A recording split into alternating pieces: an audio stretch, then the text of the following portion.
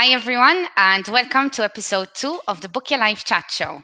Today we have an interesting episode. Our special guest is Johnathan Cilia from Lovin Malta, who is basically the deputy editor at Lovin Malta and also the host of Lovin Eats. As usual, I hope everyone enjoys the show. If anyone has any questions, comments, feedback, anything at all, just put them in the comments while we're live and we'll have Johnathan answer any questions or anything you have. In the meantime, I am going to invite Johnathan in for us. Hello. Hi. Okay, how are you? I'm good. Thank you guys so much, everyone at Bookia, for having me on. I'm super excited to be here. Great. Thank you very much for accepting our invitation. This is a very cool show. I'm happy to have you on board. First off, how's your week been? How's your day been? I know you're off today. I am. I had to make time for this very important interview. I mean, listen, the last few weeks, it's been crazy in the news. Obviously, at Lovin Malta, we cover food, but of course, we cover politics, social, human interest, music, everything. And as I'm sure you're aware, the political scene over the last few months, but especially over the last few weeks, have been chaos. So we're trying to get as much food content in between all the court appointments and whatnot. Yeah, amazing. Because food is everything. I mean, we have to have that, definitely. Exactly. But before going into all this, I do want you to be able to introduce yourself as Johnathan, and even how you started as an editor, like the whole story. Oh no, fair enough. Very, very good. So obviously, Lovin Malta is quite a new company. It's not even 4 years old. And about 3 years ago, Chris Perugine, the founder and CEO of Lovin Malta, approached me. I was doing some work on activism, specifically in cannabis activism. And he liked my style. Obviously, I was writing at the time. I founded my own magazine, Patron Magazine. It was more focused on the arts and culture scene. So he was aware of that. Now, if you don't know, now obviously he's an intrepid journalist, but he's a big, massive foodie, Chris Perugine is. Okay. So we really, really bonded over our love of food. So that's kind of how I got introduced to Lovin Malta. So it was still in its early phases, like just a year old. I joined. I wanted to do a lot of focus on human stories because Malta might be a small island, but there's some incredible people here doing some inspirational stuff, be it in food and not even in food. So I definitely wanted to contribute to that, but definitely did a big focus on food. So one of the first videos I did for Lovin Malta when it comes to food was I reviewed the €100 burger. I don't know if you remember this. Shoreditch in Portland, a €100 burger, and it was way over the top. It was like gold leaf. It had like bresaola. It had truffles, of course. It had just a duck egg. It had all these over-the-top ingredients. That's insane. Yeah, it was really, really cool. It was €100. So I said, we have to review this. And that kind of got the ball rolling. I mean, I find like when it comes to food, if you're enthusiastic about food and you really love it, the content's going to make itself. It's practically going to make itself. But one thing I'd love to start looking at more is food challenges. I don't think we have enough food challenges in Malta. No, we don't. That's actually something interesting. That's very cool. And you're looking to tap into it further. I mean, I just love to see more of it. I think food challenges, I lived in London and I'd come across a chili eating contest. I know in America they have like hot dog eating contests and all this really fast food. Yeah. And they're quite a spectacle. I think it's really, really a fun view. It's a great day out with the family. It's not so fun to try. Like you really have to train for it. When you are going to take a food challenge and eat large amounts of food, you really got to prepare. You have to be drinking gallons of water the night before. There's a whole regiment going into it. And in Malta, we don't really have it. I know a few foreign food challengers have come to Malta. I know Pizza by Luca had a food challenge a few years ago and a guy had attempted it. We need more. If there's any big food challenger people in Malta, let us know in the comments, man. I'd love to hear about you. Definitely. And I'm sure a lot of Maltese people will be into this. I mean, we're all about having our big plates, like Maltese food where you're overloaded with like the chicken eggs and it's Maltese cuisine is usually involving of a huge plate. That's exactly right. So we should be perfect for it. So I don't know, maybe they're hiding in Goza or something. I don't know. Something, maybe. So you are mentioning with your focus in food, but is it mostly food for you, or I don't know how focused you want to be specifically just on food? So I think Lovin Malta as a company, we're quite focused on food, but over the years as we've progressed, we've definitely, taken on politics and more mainstream stories, as it were. We're still very much focused on food. In fact, I think in 2 days, there's quite a new food concept coming to Malta, Le Petit Chef. I don't know if you saw this. It's a restaurant that will be using like 3D visuals on the plates while you journey around the world and taking cuisines from around the world. Yeah. That's stupendous. We'll be there at the opening night on Thursday to check that out. So we're definitely still doing a big focus on food. That said, the team has grown. Now we have people who are focused on women's rights. We have people who are focused on migrants' rights. We have people who are focused on sports. So we're definitely spreading it out. But that said, if something's happening in food in Malta, you can bet that Lovin Malta is definitely going to be on the scene. Yeah. I mean, a lot of people have started following you guys in general about everything, like even with Lovin Daily in the morning, everyone's going in, tuning in, and even just getting the latest updates and everything. So definitely, I think Lovin Malta has evolved, and you guys have done extremely well in just 4 years to be where you guys are. So a big shout out to the whole team, you, Chris, and everyone involved. Thank you so much. I mean, last December, it was December, right? Last December, there was obviously the massive political crisis that struck Malta. The government literally collapsed in front of our very eyes. And I could say I'm very, very proud of the work that the team did. There were lots of sleepless nights, I can tell you, during that month. But I think we really hit the nail on the head there. So I really appreciate the comments. Cool. And it actually did come up on my story because I remember being in Valletta and we had like lunch out, and I remember us having this whole conversation about politics and everything and the whole story that is happening. It literally crossed my mind this morning, and now we're mentioning it now. Now as well with Lovin Malta, you guys have launched Lovin Eats and you're the host. Yes. So what is Lovin Eats all about? So Lavinity is a series that we launched. We've done 2 seasons now. We just recently finished season 2. So that's 20 episodes. And we wanted to focus on the food of Malta, but also the locales. There are a lot of tiny little villages and towns with these hidden gems, hidden away, whipping up some incredible food. And we wanted to focus on that. So it was a mix of food, but also kind of like local tourism. The show was both for locals as well as people abroad. Let's not forget that there are tons of Maltese people and Maltese descendants in places like Australia, America, Canada, the UK, Germany, Italy, etc. And they have very fond memories of Malta, but they might not hear about the country so much. So we wanted to produce a really high quality show that you could even show on international TV.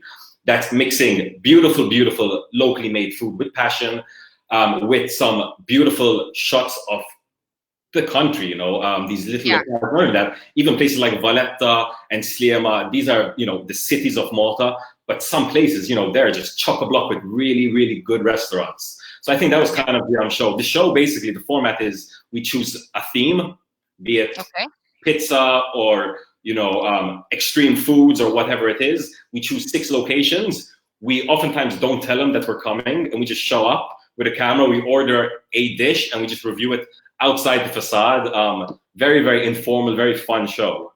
Okay, all right, cool. I didn't know this, that the restaurants actually didn't know that you guys are just gonna pop up and say, hey, okay, we've got a video here, we're gonna record this. The first 2 episodes we really got away with because people didn't recognize us. But by season 2, it was getting a little bit harder. I remember we did an episode where we went to Sirkeen, the very famous Sirkeen in Rabat. Yeah. We were setting up outside, and like within a second, they recognized us. They came up to us, like, "Okay, you guys from Lovin? What are you doing here? Are you filming?" So it got a little bit harder. And that said, some episodes, we did an episode recently where we did like extreme Maltese foods, and these were specialities, and we had to make sure that the restaurants had these rarer ingredients, things like tripe or things like snails or whatever. So we did have to call ahead then. But in my view, if it was up to me, we'd never be letting them know. We just show up, ordering as if we were just another customer, and reviewing what they give to the general passerby. And do you just like go around and try to focus on the good, or do you say bluntly the good, the bad? No, so we've had some bad reviews, unfortunately. I try to always look for the goodness. There's always something, be it the price point, be it the speed of service, be it how clean the place is, how tasty it is, or how filling. So I'll definitely try and find some strong selling point. But there were some times where we just had like disastrous meals. I went to a very famous kebab place in Sliema, a very popular place that probably I definitely and all our friends have gone to. and it was just a really bad experience. I ordered I ordered a chicken wrap. They ended up giving me a lamb wrap. I asked for like hummus. They gave me spicy sauce. It was all over the place. And I was like, how can you mess up a chicken wrap? Like, it's so simple. Exactly. Mind the price blown. was good though. The price was good. And the chicken was good. The chicken was good, but it wasn't what I ordered. Another place, a very popular local place in Rabat, Okay. that everyone loves. No, sorry, in Mjar, that everyone loves. We went there for a ftira bil laham, the classic traditional piece of steak, onion. exactly, with maybe an egg, maybe some garlic, maybe some onions. Man, this place, they literally just gave me the bread and the steak. There was no oil, no butter, no onions, no flavor. It was the driest ftira I had ever eaten in my life, and I've eaten quite a few ftira in my life. So no, there are some bad reviews. So we definitely have to let them know. In the show, we usually name and rate every dish. So obviously, it's going to get a bad rating. It's probably going to get a bad name as well. But generally, I will try and find something good. Keep it up, yeah. Like even giving them a rating still over 5, maybe. Like they still want to be positive 5s, or like you don't want to go and be like, boom, bad. But yeah, I do understand, and definitely, it's impossible for every single person to get it right every single time. No one's perfect at the end of the day. Yeah, even just giving them a completely bad review, it might be the person's just having a bad day. Yeah, that's the thing. So a few chefs and restaurateurs have reached out to me over the years to tell me, oh my God, listen, my friend just opened a restaurant and he got a really bad review in a newspaper and he's like doing terrible. Like it's really affected his life. Like something you might not realize if you're in the media is how much your writing affects people, especially obviously restaurateurs and chefs. I'll never forget this one chef telling me like his friend is doing terribly. Like he's really doing bad because of one review in a local newspaper. And nowadays, not just newspapers, obviously, there's Facebook reviews, there's Yelp reviews. There's all types of platforms where you can have a negative review, even just someone's Facebook post. Obviously, we've got groups like Are You Being Served as well. So there are 1,000,001 ways to really damage a restaurant. Yeah. However, I do believe that if someone had a bad experience at a restaurant, they probably should let people know about it. But it depends how you want to do it. Are you just criticizing to destroy them, or are you trying to constructively criticize? Exactly. I nearly always try to give some form of feedback to a restaurant. Even if I had a stupendous meal, I'd say, listen, you could have done this a bit better. Yeah. Even more things like, listen, the bathroom, this, that, and the other, or your waiter, this, that, and the other. You'll be surprised that if you speak to someone quietly, not publicly, and you give them a bit of advice, they'll appreciate it greatly. Definitely. I maybe need to do this a bit more personally myself, because I seem to sometimes think perhaps, they might take it the wrong way or something. So I'll keep it to myself and just be like, okay, listen, shut up and just don't come again. Sort of my, but I won't say anything negative. I don't have the heart to. And I've spoken to a lot of restaurateurs, and they, for example, they tell me a lot on TripAdvisor. They get a lot of negative feedback. If there's anyone that's going to put negative feedback for them, it goes up there, and then it's just one after the other. Because it keeps like a whole roll over 2 years, so you're literally just seeing those. You're not seeing all the positives of Facebook, Google, and everything, and whatever the restaurant's done to even get themselves up and change what they've done. It's tough, man. It's tough, honestly. Like we see restaurants opening left, right, and center, and I keep thinking to myself, like, my God, like I hope they know what they're getting into. The profit margin is razor thin. You have one bad day or one bad week, and you could really go under. And I mean, obviously, we had a bad year this year with COVID-19. We've spoken to countless restaurateurs around the island, and you'd be surprised that I think one of the biggest factors in bouncing back from COVID was your location. So if you were located in Sliema or the Gzira Front or Valletta, you probably had a much higher chance of bouncing back rather than being located in Mosta, Rabat, or the interior of the island. Yeah, definitely. I am going to put quickly on for us. We have a shout out from Ben Vincenti. Hola guys. So hi Ben, thanks for the comment. Thanks so much for the comment. And we do have a lot of points that we want to discuss in the agenda today, and I know we're a bit limited in time, so I am going to take it on to the next point, which is basically hand in hand with what we were just talking about, where we were saying, you were mentioning all the, for example, good and bad stuff in episodes, but do you have any particular favorite episodes that you've done so far? So the season finale of season 2, so the very last episode we did, the closing segment, and we filmed it. So the episode was about Rabbit. We closed off with Rabbit, very, very important, of course. We had to do it big. And very Maltese. Yeah, very Maltese. And for Maltese diaspora living abroad, they love it. They love this kind of content. So we closed off. We did 5 restaurants, and the 6th place was at my father's field, and he cooked in Rabbit. So I invited some friends over. I invited some family over. I invited Chris from Lovin, as well as Tim Diacono from Lovin New Strategist. And we had our dogs. We even had a pygmy goat. And we filmed the segment, really wholesome, very family style cooking. All of us eating from the table. So I definitely enjoyed that episode, that segment. Another one was when we just did Square Pizza. We did an episode, I think this was season 1. We did an episode about Square Pizza.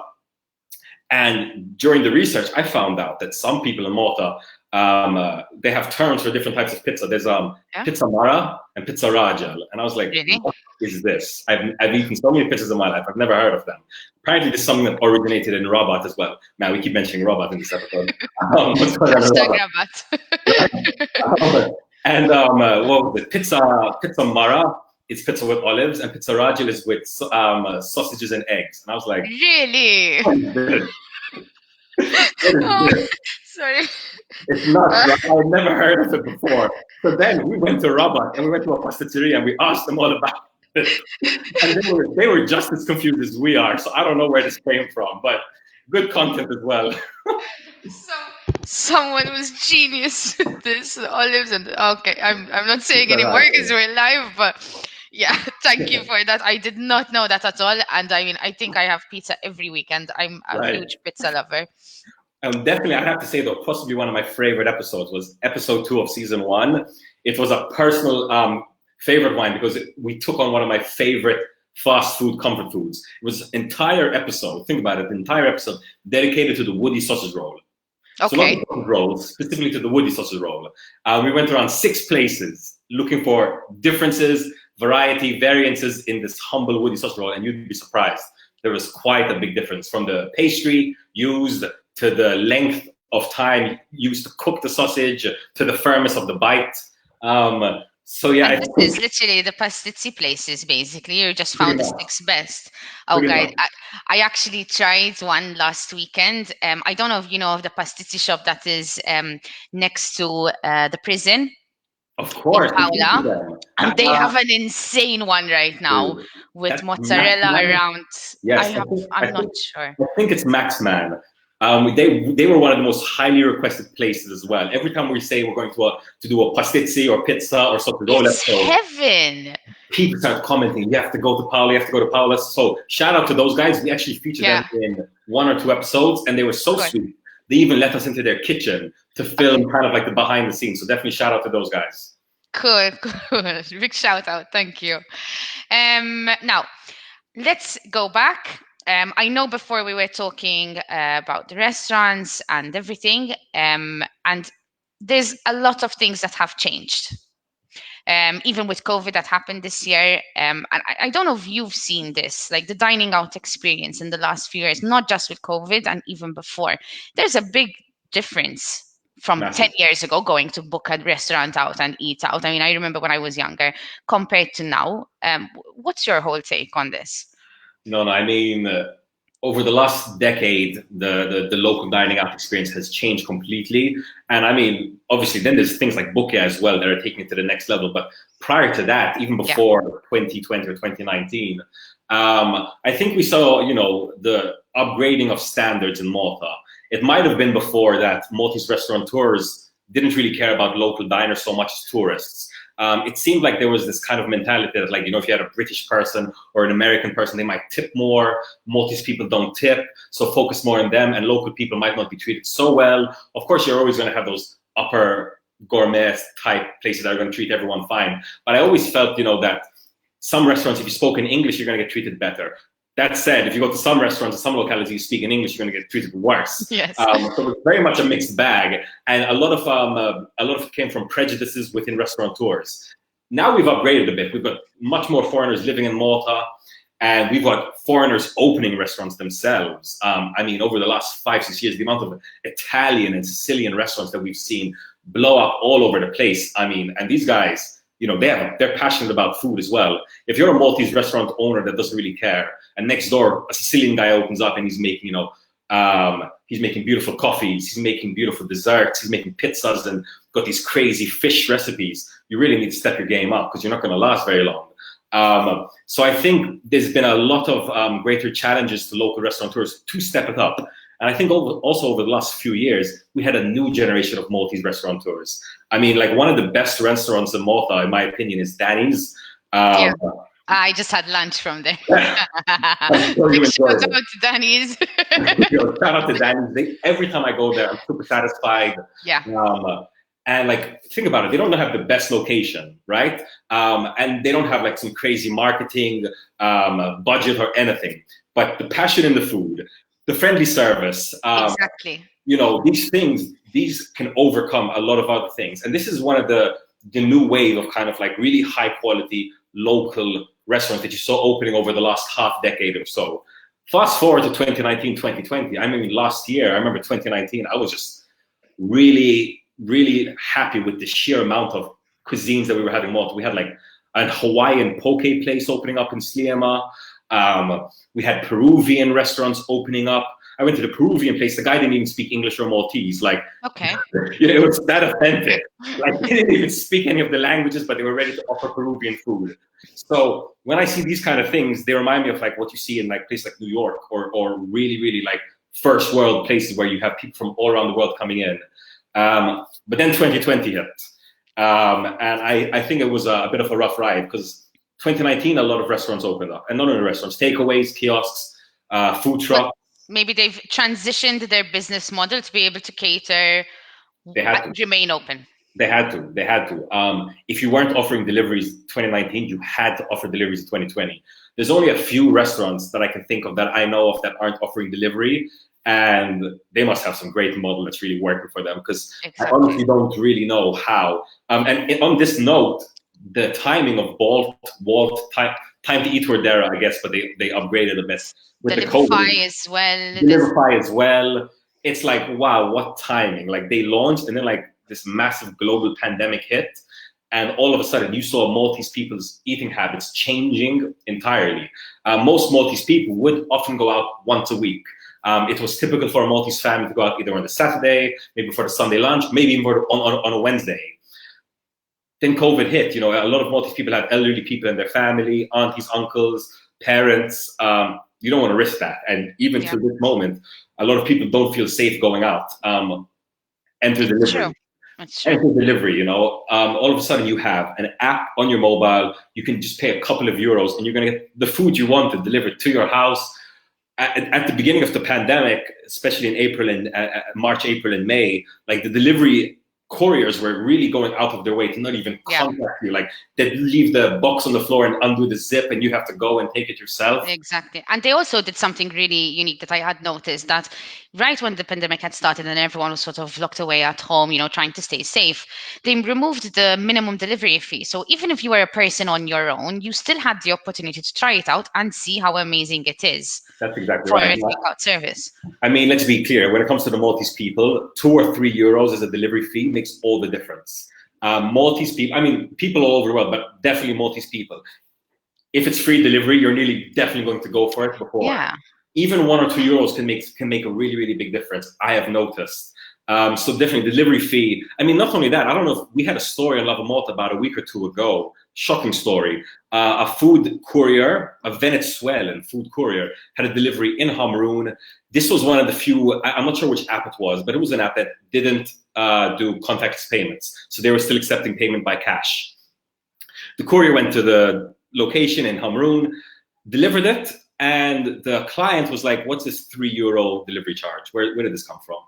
And the courier said, listen, it's a delivery charge that we have with the delivery. It's standard, you already have it in your app. And the client punched them. The client and beat them up. They said they were trying to rob them. So it's 3 euros, and it's not even the courier's full. So there's a lot of things to learn from here. One, just how crazy people can be over 2-3 euro delivery charge. Two, the importance of really making it clear on the app or online. Listen, the food might be 15 euros, but you're gonna have to pay 18. And three, this contactless thing. In my opinion, now, I'm sure there's a bigger discussion for whether we should be moving towards a cashless society and what that might mean. There's a lot of conspiracy-minded people that probably are very afraid of that. But in context that we're in 2020, especially when it comes to the pandemic, I think this contactless payment thing was brilliant, both in apps as well as in shops. It breaks my heart when I go to a store and I try, especially like a grocery store, I try to get something for like $4.90 and they're like, oh, we can't accept your card because it's not €5 or €10. It's like, what are we doing? Like, but I have seen this change as well, Jeffrey. I have been going to convenience shops, grocers, anything, and they've been accepting anything. But you have this thing where you ask, if you're going to buy something quickly, I don't know, a pack of chewing gum, €3, €4, like, but can I pay this with the card? But I am seeing this definitely open up. I can only hope it also comes to the local grocers. I think maybe the local grocers are last. They're obviously going to be the last to upgrade. Definitely, like when it comes to the convenience stores and the Maples, they definitely move forward, and thank God for that. But this is definitely something that I'm very happy that the app, that a lot of these food courier apps are really pushing on contactless payments. Yeah, definitely. And I mean, we have to say it. There's a particular app that have managed to hit all criteria that everyone's looking for. The delivery fees in front of your face. You have the star ratings. You have people who are booking these places most frequently, and it's so well executed that, and they have so many options. You're literally spoiled for choice. It's really, really good. Recently, I actually joined a food courier on her nightly delivery. I just wanted to kind of see what the experience was of a food courier. You were delivering the food. I was just joining them for the ride. I was along for the ride, but yeah, I was part of the team delivering the food, I guess. I was helping them out on the maps. And so I just wanted to see, because, you know, it was like overnight you had like motorcycles all over the streets with that green or that blue or the red. Not only that, prior to this, you even had restaurants. I know, for example, last year there was Yufu, a Chinese place. They have their own specific couriers. They have like 1 or 2 or 3 people working with them with the Yufu brand, as well as the Oven in Mosta. The Oven in Mosta also have their own branded couriers. And I think even Zen Sushi have this. As well. So you had a few restaurants that were doing this before, but then the pandemic hit, and all of a sudden you had these motorcycles zipping around left, right, and center. And you also had a few people in the cars, and I was just like, what's their perspective to this? Because like, we're seeing what it is. Okay, we make the app, and then we're seeing the courier driving along the Google Maps thing, and then they're outside. Countdown. Exactly. They're here, and then the Bon Appetit comes up, and we're happy, you know? So I kind of wanted to see, I mean, what happened to tips? Are tips still a thing? I know in the food industry, I spent many years as a waiter and as a runner in the food industry, and tips was a massive part of it. Like, it can really make or break your day. And up until 2019, you know, delivery people would always be tipped. But then we went cashless. So that was one of the first. I was like, are they still getting tips? Are they not? So I joined them for the ride, and I can say that the app is really, really well done. Like, the way the app works, it minimizes the time you're going to be wasting, because obviously these couriers are just going to be driving around waiting for a ping, for a restaurant to call them over, or for an order to come in until that happens. So that's well done, the way the geolocations worked. There's also like bonuses, like if you go every 3 kilometers, you get an extra like little bit of. Oh, that's good. So there's always different things. I think if you work in peak hours until like 10 p.m., you get a bonus as well. So these motivation points. Exactly. So when you start looking at it, you know, I had read an article recently of an Uber driver in America who was working like 82 hours a week, and he was making $100K a year. And I was like, you know, I guess if you really worked it out and you found the right time, you'd probably be like an Uber driver in Malta. But we have even seen, like, just in the last years, with tips, it has changed a lot. I used to work when I was 16 till I was about 20. I used to always work in restaurants, you know, part-time, trying to get my studies done and get a bit of cash, you know, to go out and everything.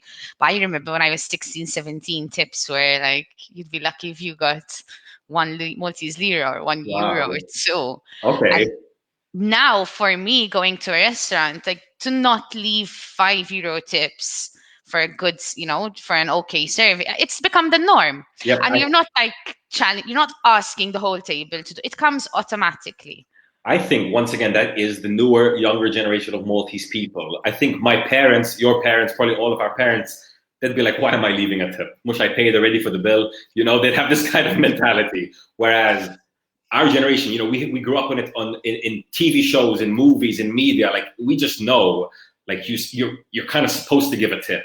It's weird though, because if you go to places like America, their tip culture is totally different. I went to a place in New York. I remember I had a coupon for a free drink. I went to the bar, gave them the coupon for the free drink. Before they gave me the free drink, they were like, tip.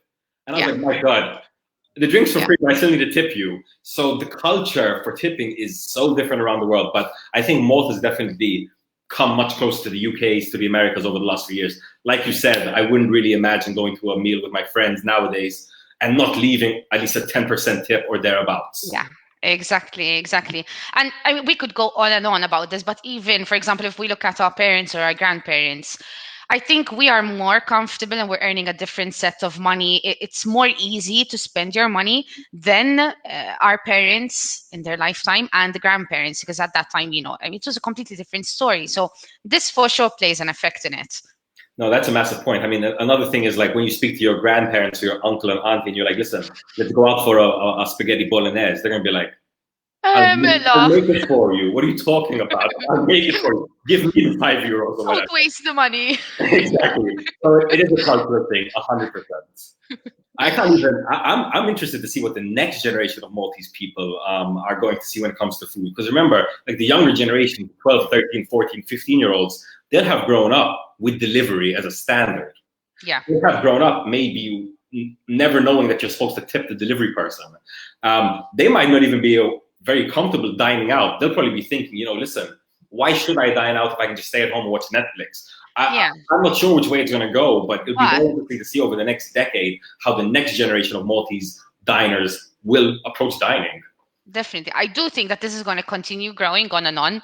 However, I do also know that a lot of restaurants depend on their diners to actually go in and sit in and have the bottle of wine and have the whole experience. Like you were mentioning, this restaurant that's going to open up.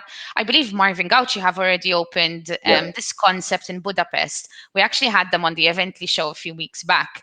And there's a whole experience to dining out. So before, perhaps when I remember going out with my parents when I was young, it was just a quick, you know, you just have the meal, you have your Coke, and that's about it. But now, as I've grown up, there's a whole, you've got your starter. The chefs sometimes come in and tell you, listen, try this, try that. It's No, there's a lot of additions now to the dining experience. I mean, you have tableside service. You have chefs coming out showing you the specials of the day, which is awesome. Yeah, no, you're making a really good point here. So the experience, the dining experience. I can cook pasta at home. I can pretty much cook whatever at home. So why should I go out and actually sit down at a restaurant, wear the mask while I'm walking in before I get to the table, maybe deal with bad servers, maybe deal with a grumpy chef? Why should I pay this money and go out? And I think the answer is because you're going to get something that you just cannot recreate in any other setting. Yeah. Now, we can go to the extreme and point out these kind of experiences, like you're saying. So the 3D kind of experience that Marvin's doing in Budapest, or Petit Chef's going to start doing in Malta, or things like tableside service as well. You cannot recreate these things at home, but it's more than that as well. I think one of my favorite restaurants in Malta, Bahia in Lia, is like, they are killing it when it comes to when they come, the concept they come up with, really thinking out of the box. So two of my favorite concepts that they did was the recent one, their fast food menu. They did a 6-course meal where they got fast food and they just elevated to like gourmet levels. Unfortunately, I didn't make it to that, but I saw some photos. My friends went. I mean, I think they even made like, what is that called? That orange Solange ice cream. It's not Solange, but it has a very similar name. Like, they just recreated these really popular fast food dishes in a gourmet setting. But I think even cooler than that was last year I had gone to their, what was it called? Their back to front menu or their reverse menu or something. And basically they served the meal back to front. So as soon as you go in, they give you the bill. The first thing that happens is you sit in and they give you the bill. And not only that, if you're a guy and a girl, they'll give the bill to the woman. So it's like, oh, really? They're really going the extra mile, you know? Then the first course is like dessert. The second course is like steak. You know, it was the meal, but back to front. And the last course was like starters and like olive oil and bread. So original, really, really, really fun. And talking about Marvin Gauci, at Budaman, they used to do these kind of things as well. Yeah. You know, they used to get a whole table, lay it out, and it's like these squirting sauces and throwing foods in and having smoke come up. You can't do this in your kitchen. You just can't do this in your kitchen. Aside from that, there's also rare ingredients. Like, of course, there's truffles and whatnot, but there are much rarer ingredients than that. There's things like abalone, which you can't get locally, which you're only going to get from abroad. So if a restaurant has this, you know, it's probably worth paying a little bit extra. They've went extra mile to source it from wherever, brought it here, cleaned it, cured it, and are serving it to you. It's probably worth it. So it is going down to the experience thing. That said, I feel like a lot of restaurants sometimes say, you know, come here, we're going to give you the best night ever, experience whatever, and then they don't really step it up. If you're going to promise someone, and especially if you're going to pay exorbitant amounts from A to Z, you really need to have a proper experience. I'm talking everything. The bathroom. Not just the food, exactly. The bathroom is the biggest point. The bathroom, people forget about the bathroom. People forget about the bathroom. In fact, recently I went to a friend opened a restaurant. I tried the menu, I walked around, I gave him feedback on everything, but the biggest feedback I gave him was for the bathroom. I was like, man, listen, you have chandeliers, you have great service, you have an impeccable menu. Then you go into the bathroom and like, you've got like toilet paper on the floor, like it's a bit dingy, it's not lit well. People a nice smelling. There's small points that really complete the whole experience. And it's not just that as well. I've gone to different restaurants and I've noticed, okay, so the people that are serving you are all wearing the mask. But still, if you smile under your mask, it still comes out of your eyes. Exactly. Yeah, you know, and that is still a point to the experience. Because if the person that is serving me is smiling, like I went to Friday with a friend of mine to Coast at Casarini in Zurich. I don't know if you've been. They have really good food, and the place is absolutely lovely. You've got a nice view, and the person that was serving us, she just had a nice conversation with us. It was me and a friend of mine. We had a lovely time talking. She completed the experience for us. I think a restaurant's most undervalued asset is the staff. The worst thing you can do is invest in a building, invest in your chandeliers, develop a menu and have it taste tested 10 times over with all these different consultants and chefs and not train the staff. Yeah, you have to train the staff. The staff is it's the first person you're going to see when you walk in. It's the last thing you're going to see. You can have the best tasting steak. If you have a grumpy server, you're not going to get over it. You're not going to get over it. You're just going to be, you're going to be like, lala. She's not smiling, or he's not smiling. In Lala, they forgot to give me the ketchup. They forgot to give me the salt or whatever. Oh, exactly. It's true. It's true. It doesn't. It just ruins the whole evening for you, or lunch, or whatever. No, really, really, really. And I think in Malta, that's probably one of the areas where we're poorest at staff. It's really sad, but sometimes you go to restaurants that have Maltese staff. Then you go to another restaurant that has foreign staff, right? And this is where we kind of get into some areas where, you know, people might avoid restaurants if they have foreign staff. I've seen people complain, like especially older people. They'll say, listen, I went to a restaurant and they didn't even speak English, or they didn't even speak Maltese. They didn't speak either of the languages. I'm never going back there again. Okay, fair enough. And it's very, very important that your staff knows how to communicate. But what I've noticed is so many times these foreign staff are just hungrier for the job. They'll go the extra mile. They'll be much friendlier. If you ask for a tissue, they get you two, and they'll get it for you ASAP. They'll be more polite. They'll be much more polite. They'll be double checking on you. This is something else we forget. When you bring out the meal, 5 minutes later, it's a good idea to go up to the table. Hey guys, everything going well? Simple 4 or 5 words. It's like a must do abroad. In Malta, we always forget it. And it really gets on my nerves because, There are a lot of things, I think, as well, that sometimes restaurants miss out. For example, I went to a particular restaurant in Gozo, and I hadn't seen this, and neither my sister, and she actually pointed it out.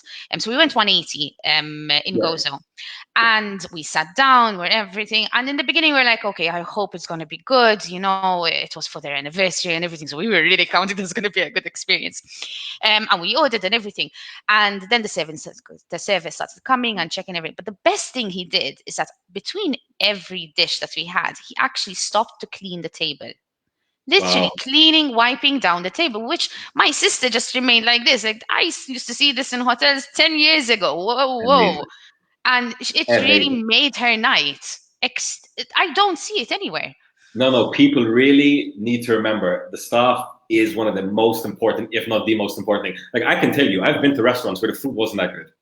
And then the staff was so lovely or so apologetic or they were able to make a joke even though we were in a bad situation, that you still leave with a smile. Yeah, And that's what's exactly. important. You need to have your customers leaving with a smile. When customers feel like they're in a factory and they're just being put in, serve, and get out as fast as possible, they're not going to come back. They're not going to return. Whereas if you have a staff, like that's the thing, like that's why Italy really does food well. Like you go to these trattorias in Italy, like I've been to some places in like Bologna where the guys don't even speak English. I'm not good in Italian. And we'll still have a great time. They'll be sharing limoncello with you. They'll take you back to the kitchen. Like I remember a chef told me this recipe that he had where he cooked steak in balsamic vinegar. And I was just so mind blown. We couldn't speak to each other, but we just communicated through smiles and grunts and whatnot. And I remember this till the day I die. It was such a great experience. We need to start giving these kind of experiences to Malta. Now, this kind of goes back to the Maltese thing as well. I've been, when I was 14, I was a waiter in a restaurant in Malta. I had my start with my mother's permission at Paparazzi in Spinola Bay. Okay. They've moved now, but I did like 4 summers there at Paparazzi. My first job, and I learned a whole lot there. At Paparazzi, we had like locals and foreigners coming in. And you start noticing the differences between Maltese people and foreigners when it comes to dining out, which you kind of touched upon already. And one thing I've noticed is in Malta, as in obviously there's always going to be exceptions, but a lot of Maltese people just don't like to be serving people. They don't like it. It doesn't come naturally. It doesn't come naturally to ask them, hey, how are you doing? Listen, I recommend that you get this dish because this is great and we've got this really special ingredient, or the chef's got a special recipe. It doesn't come naturally on a general level, of course. I'm saying now, that said, I've met some incredible Maltese servers who are educated and informed and were blowing my mind. But on a general level, I do feel like Maltese people aren't the best as servers. It doesn't come so naturally. I do think, though, this is like being a chef. You either love it or you hate it. Because if you love it, you know you're going to work your weekends and everything. And if you're there just to get the money in, like we were when we were 14, 15, 16, then, I mean, we're having a good time when we're young. But when you're in your 20s and perhaps you had other aspiring things that you wanted to go for and you're still there, then yes, it could be a little bit demotivating. Yeah, it's a heartbreaker for me because abroad, if you see an older waiter, they're probably like the funnest person in the restaurant. Yeah. Generally, they're like full of life and they're just talkative, and that's why they're in and the there job. are a few like this in Malta. So I have met 50-year-old waiters, for example, and they're a pleasure to have at the table. But I don't think that Malta pushes enough that it is a career. It is something like a chef or like a salesperson. I'd say that's a big point you're making there, because when it comes to chefs, we've got some incredible chefs in Malta, Maltese chefs that were clearly cut out for the vocation, who would do endless hours in the kitchen, experimenting over the stove, sweating, and just like not seeing their families to create the best dish. So it's a weird thing, because like behind the kitchen, you've got these incredibly dedicated, talented people. And then the front of house might be left a little bit, lackadaisical or laissez-faire. It's like, the chefs were trained for years. We need to train our staff as well. We should not have staff that do not smile. Like I was at a cafeteria last time. We had 3 people serve us and not one of them smiled. And I was just like, what am I? I need a smile. I'm smiling at you. When you came up to the table, I said, hey, how are you? And you just said, what can I get you? It's like, come on. But it has to come from the restaurants as well. So I've heard of restaurants that, go ahead and just get the health and safety courses and everything. There's trainings and proper training sessions from start to finish. That's where it needs to grow into for all the different restaurants, I think. As with everything, it always comes from management side. This is something that management across the island will have to notice, first of all, and learn. Listen, we can't just employ whoever's the cheapest person, put them out there in a waiting staff and just expect them to do everything. They need a little bit of training. They need a little bit of training. At the end of the day, they are selling the restaurant for you because they are the people on the front line. And actually, Ben did mention, agreed, your frontline staff are the face of the company brand after all. Fully agree with that statement. No, fully agree with that statement. As soon as someone is on your payroll or as soon as someone is wearing your logo, they are your ambassador. They are your brand ambassador. If you have someone wearing your logo and they're being rude to people or they're not being professional, it's not the waiter that's going to be remembered. It's going to be your brand. Yes, exactly. I am going to put up a comment we have from Jonathan here, and it's quite long, so I'm going to read it out. In regards to the staff, sometimes what they get wrong is receptionists who don't speak English or Maltese as well. The experience starts on the wrong foot before it actually starts. He continues in to say local service versus foreigners. One difference I notice is that a good percentage of these locals see this job as a stepping stone while they finish their studies, while foreigners see this more of a career and a profession. Exactly what. Listen, I kind of agree with that. I mean, that's the thing. As you said yourself, we probably, both me and you, we got the jobs when we were so young because we really needed the money. It wasn't our end goal. Yeah. It wasn't our end goal. And this is another thing that I want to get to. So what is an end goal for a waiter or waitress? Is there an end goal? Floor manager, front of house?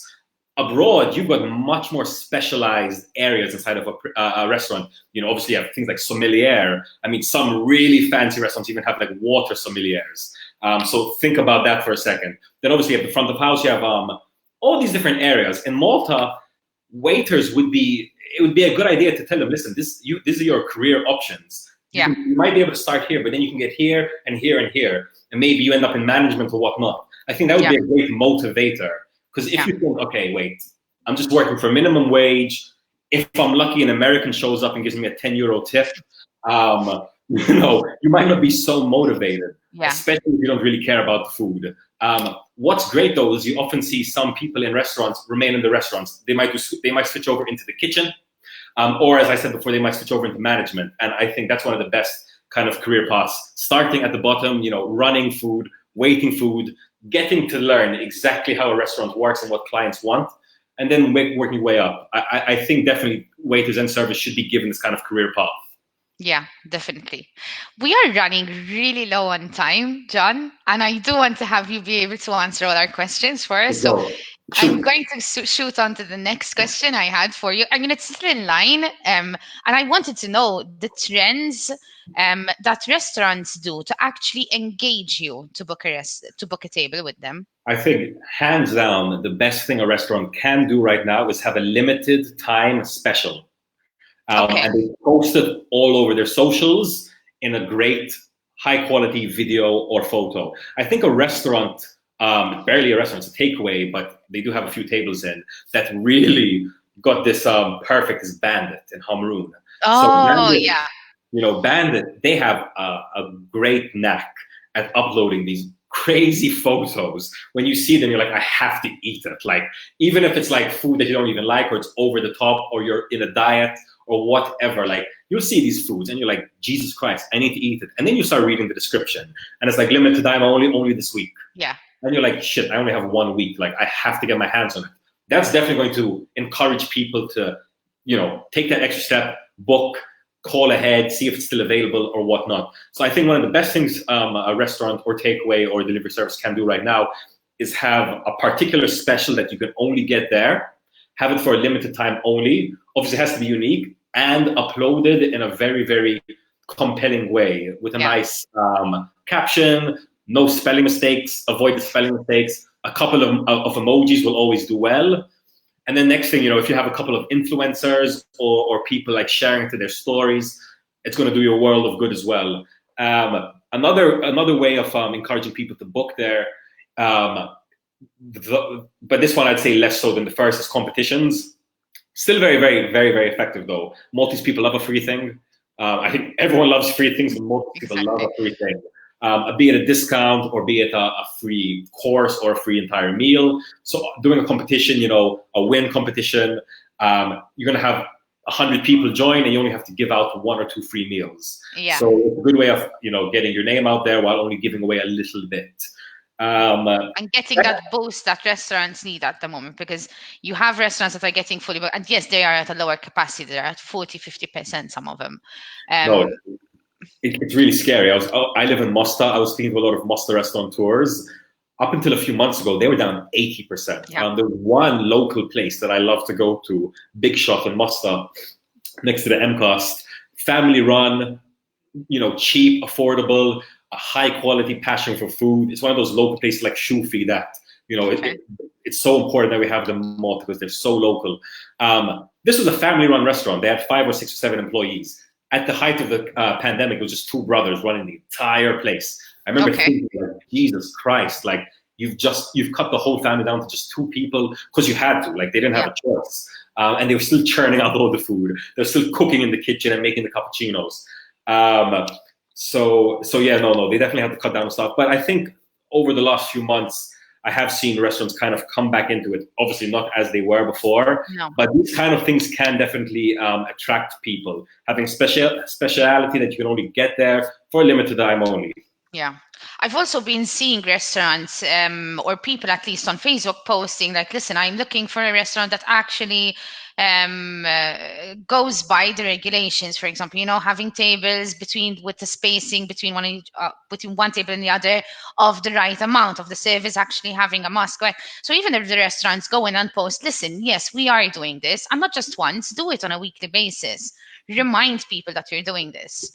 I think a lot of restaurants still haven't understood how important social media is. Going back to like places like Bandit, or even someone like Chef Daniel Grech, who's been involved in quite a few restaurants now. Yeah. They really harness social media. I'm not just talking Facebook, obviously Instagram as well.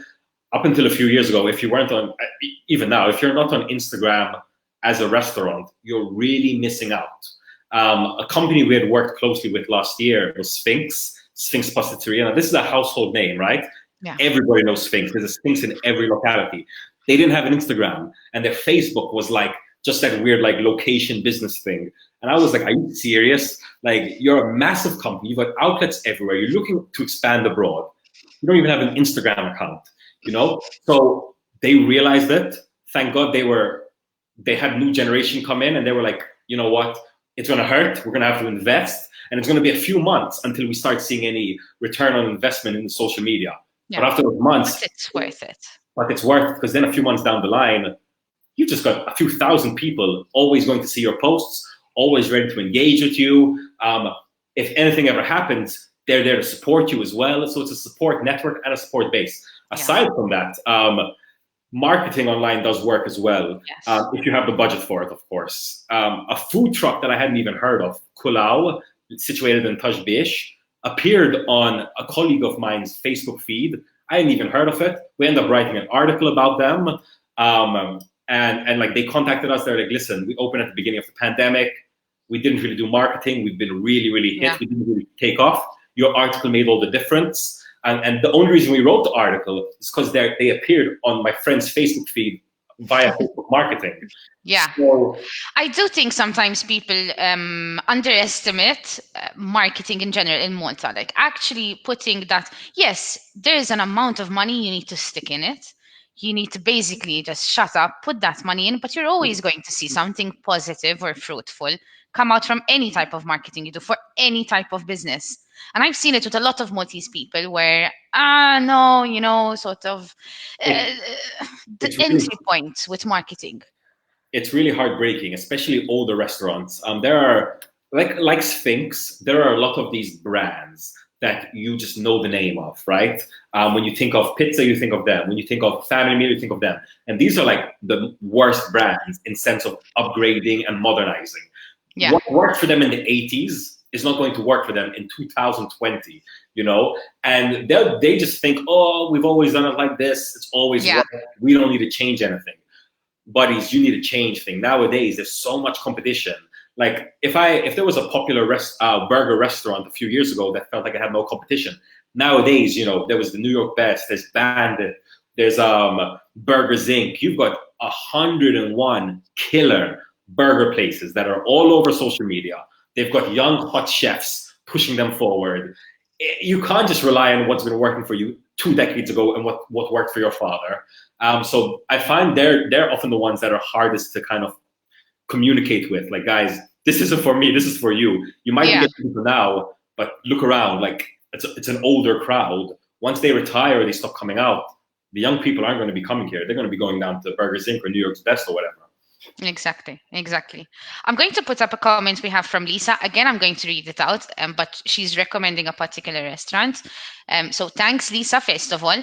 My friends and I had a wonderful dining experience at Cafe Caravaggio. 80% of the staff were gentlemen over 60. So service quality doesn't really depend on age. It's more about dedication to the job.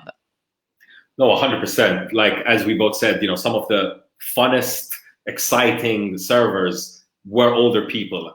That said, though, I have definitely, especially recently, with one particular moment last week, I have come across companies, and it's actually these companies I was just mentioning, the ones that have always been comfortable for so long that they don't feel like they need to upgrade. And some of these people, you go to the restaurants and they've had staff there that have just been there forever. They were never told that they need to be more exciting. They were like, wait, don't I just need to go and write down the 2 cappuccinos and that's it?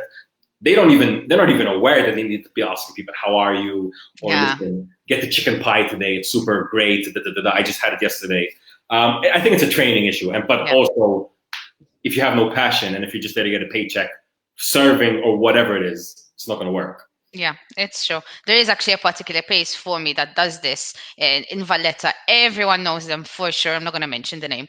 But yes, there are certain people that have been there for years, and it's sort of like the spark has left. It's gone, just there, taking the order. Okay, next. That's pretty much it. That's probably the best way to describe it. The spark's pretty much gone. And I mean, I get it. Like, I think that's what I was talking about. That's hot, that's one thing, but that's what I was talking about, the career paths. I feel like if you're in a job, whatever the job is, and you don't have a clear career path, you can't really motivate yourself to be better. You're just gonna be like, okay, I'm a waiter and I'm not gonna be able to get anywhere from here. I think that's why it's very important that when you get on new staff, you communicate with them. Listen, this is what we expect from you. This is the training we're gonna give you. And not only that, over the next 2 years, this is what you can expect from us if you do well. Amazing. So I am going to go on to the next point, which regards now to food trucks. You've mentioned them lightly, but there's a big increase in different types of food trucks. And there's so many different options nowadays that you can go and get. And I think every main road that we go in now, there is a food truck. It's quite exciting, isn't it? It really is exciting. In fact, we did episode 9 or episode 8. Episode 9, I think, of season 2 of Lovin Eats on food trucks. And it was incredible because for me, food trucks are awesome. I love them and I want them on every road. And I was speaking to some people, even younger than me, who were there like, food trucks are still a new thing for Malta, right? And I'm like, Jesus, they've been here for like a decade or two by now. Like, I remember like Kuya was there for a while. I mean, there were a ton of food trucks even years ago. I think things like Earth Garden and these kind of festivals also helped in the visibility of certain food trucks. But yeah, in the last couple of years, you've had a massive explosion. We have Asian food trucks. We got Mexican food trucks. I think we even had a couple of Mexican food trucks. Then you even have some local ones that are really making an impact. For example, one food truck that I really love is Tony's food truck, just off Mater Dei. It's in the back roads of San Juan. Yeah. I didn't know about this place, right? We featured it in the episode, and all of a sudden, a lot of doctors and nurses messaged me. They're saying, "Thank God for this food truck. This place is where we come every break. Like, Tony's food truck is the place to be." And they really make an impact. And this goes back to the passion and dedication. Like, I had a friend reach out to me. He's like, I just had like a 10-hour shift at hospital. Obviously, it's pandemic, so it's chaos. I was starving. I know Tony's closes at 2:00. It was 1:55. I went running to Tony's. I get there just in time. I order, and they were like, "Listen, since you made it at the end, we're going to give you an extra portion of chips because we have this extra chip." And these small things, especially for someone who's working 10-hour shift, saving lives, makes a world of difference. This guy won't talk to me about Tony's now. You know what I mean? Like, forever, he's going to remember. Tony's were there for me. They weren't trying to be greedy. When I was anxious and sped up and had a lot of things on my mind, they were nice and friendly and they fed me. So these kind of places make an impact. Also, another place is Eat in Mosta, at Mosta Heights, that next to Ginny and La Russa at Mosta. That's what I had in my mind. Like, these guys, I think they've taken food truck quality to the umpteenth level. I don't think you can get any higher quality than these guys. They have a smoker right there by the food truck. They've got a beautiful vista over like a quarter of Malta. You can see the sea from there. They've got benches. It's very peaceful. I think if you're going to open a food truck in Malta, that's definitely a kind of model you want to look at. That said, there's another food truck in Malta. Poor guys, like every day they're practically posting in the morning. Like today you'll see us in Brunch. An hour later, sorry guys, we won't be there because our engine broke. I don't know if you know what I'm talking about. If you know, you know. If you don't, you don't. But it's heartbreaking because their Facebook is just, hey guys, see you today at 10. An hour later, guys, we won't be able to make it. The next day, hey guys, see you today at 9. The next hour, today, we're not going to make it. If you're going to open a food truck, make sure it works. There's no point in marketing it, getting a name, getting a logo, getting stuff, developing a menu, launching, and then not even making out of your street. Obviously, it's much cheaper to open a food truck, but there are some serious maintenance issues that you need to consider. So lots of benefits, but it's not all easy sailing. And if you're going to be working in summer, my God, you know, mercy on your soul. Either have a bunch of fans or somehow get AC in there, because I couldn't imagine working in a food truck in summer in Malta without shade. It's true. Wow. It's true. I think we've covered a lot. I think you've managed to cover on your own everything there was to cover with food trucks. I know we could probably go on and on again on this, but I do know we're a bit limited on time. So I do want to go into the next topic on the agenda, which is with takeouts. Now we've already covered a lot on this in the beginning. It's I think we spent a good 10 minutes talking about this, but it's still there. So I do want to mention it for people. The takeout industry has changed in the last years by the people actually making the food, because they've changed the game completely. But then there are these apps that in the last year have completely changed the game just for the delivery service. 100%. So as I said before, we mentioned 3 places. Yufu. Who did you mention again? I mentioned Zen Sushi. Zen Sushi, exactly, in the Oven and Mosta. So these places had their own branded delivery, which is definitely an approach. I'm not really sure, like, the profit margins of employing your own 2 or 3 delivery men, having their motorcycles. I'm not sure if that's more profitable. They're working with an app, because what I do understand, the major downside to working with one of these delivery services is that they take a percentage of every sale, and it's quite a pretty percentage. You know. I find it hard to believe how they're actually making a profit with such high percentages. It's really crazy. And going back to that, the couriers, they get paid a bit better than I thought. I thought they were just going to be like minimum wage across the board. It's not. So there is money in the food industry. What's a bit painful here is that restaurants already had a razor-thin margin, and then these delivery apps are cutting into it even more. I spoke to one restaurateur who I remember he had I remember I spoke to him because every time I ever checked his restaurant in the app, it was always 0 delivery charge, right? Like some places have like €2, but then it'll go down to 0 some hours and it'll go back. This was always 0. So I was like, how, like, that's going to be cutting into you, right? That's definitely going to be cutting into your profits. You're not charging at all. And the delivery service is taking a pretty cut from your thing. And he's like, what we're trying to do is we're trying to outweigh by pure bulk, just sell so much that we can work more. But yeah, obviously that's way more work for the company. It might pay off, and it's definitely a strategy there. So I feel like restaurants in Malta haven't found exactly the best way to, make the best use of takeaway services. And what I think one of the biggest victims to takeaway is gourmet places. A gourmet food setting does not work in takeaway. Getting a fancy pigeon broth is not going to come well in your goddamn white styrofoam takeaway boxes. So that was definitely one of the first thoughts I had. Like, what are these fancier places? Bahia, what to mention one, obviously. What are they going to do? What are they going to do? The amazing noni in Valletta as well. I can't even understand how you can order that takeaway. I don't even know if you want to, because these are such delicate dishes that are cooked to the second. I did see on this point, actually, I did see with Marvin Gauci, I know they launched Gourmet Malta, which kind of switches it up. So yes, you can have that fine dining experience delivered to your home, but it's not everything that's on the menu of Budaman, for example. There are things that can actually be delivered. And I also saw, I don't know if you've heard of the place, Townhouse Number 3 in Rabat. Yes. Amazing chef. Yeah, he's an amazing chef. Shout out to him from here. I think I interviewed him. How's it going? This guy has a great passion for local products, local ingredients. So I definitely love that. And they have a beautiful setting, like they're in this quiet side street.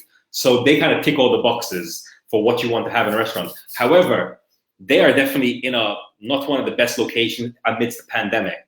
Like when you have restaurants chock-a-block on the Gzira and Slima front, chances are people are going to be going there if they're dining out. If they're getting takeaway, I mean, let's face it, like oftentimes when people get takeaway, they go for like comfort foods. Yeah, exactly.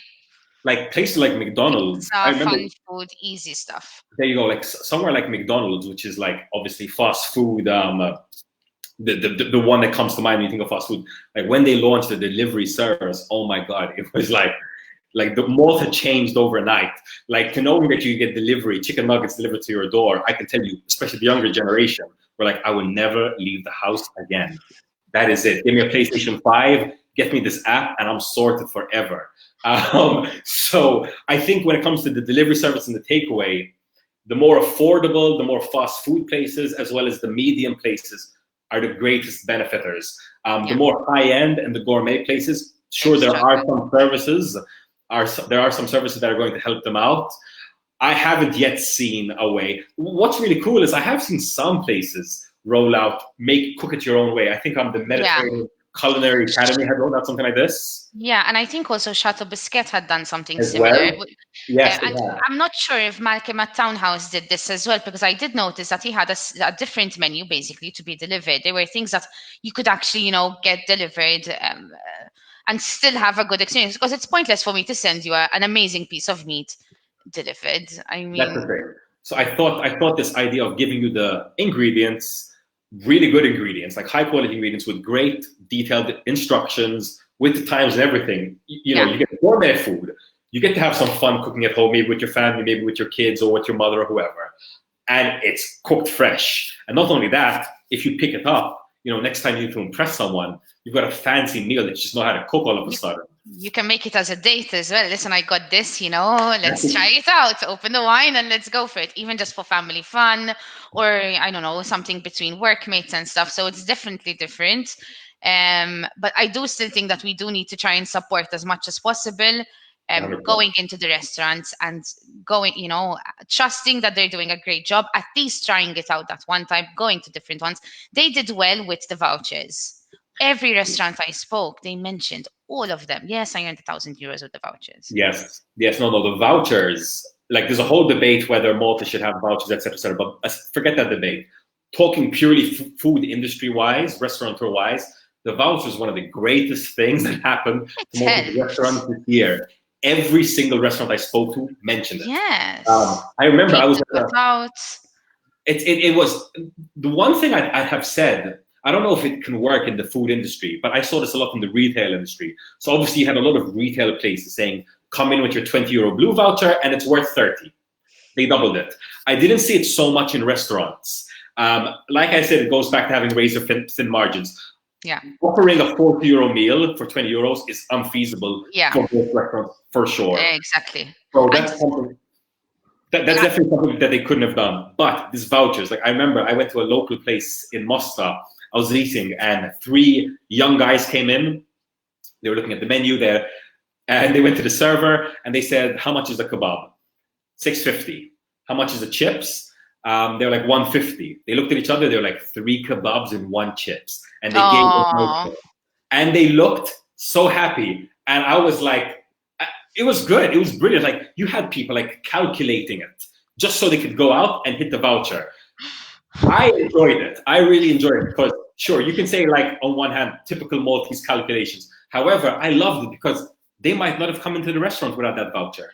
And this way, these 3 young guys, like I said, they were young guys. They weren't like adults or anything. They were 3 young guys. They probably didn't have that much extra money. They had this voucher and they had 3 guys eating from 1 voucher. Restaurant was happy. Clients were happy. Staff was happy. Sylvia Schembry's happy. Everyone's happy. Yeah. Yeah.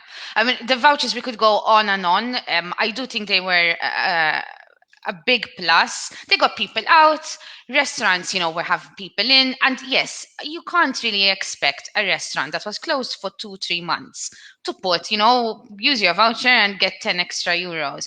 Or a hotel, I mean, the ones that are managing to do so, they're putting a lot in it.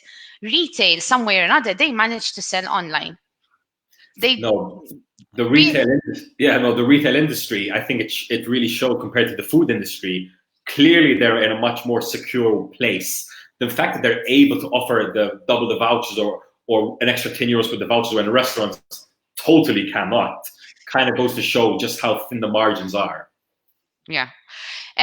I'm going to move on. I know you are limited on time as well. We're well over 2:00, so I hope nobody wants to kill me there in the office. No, it's all good. It's all good.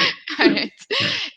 My next question for you was just for you personally. What do you prefer, takeout or dining out?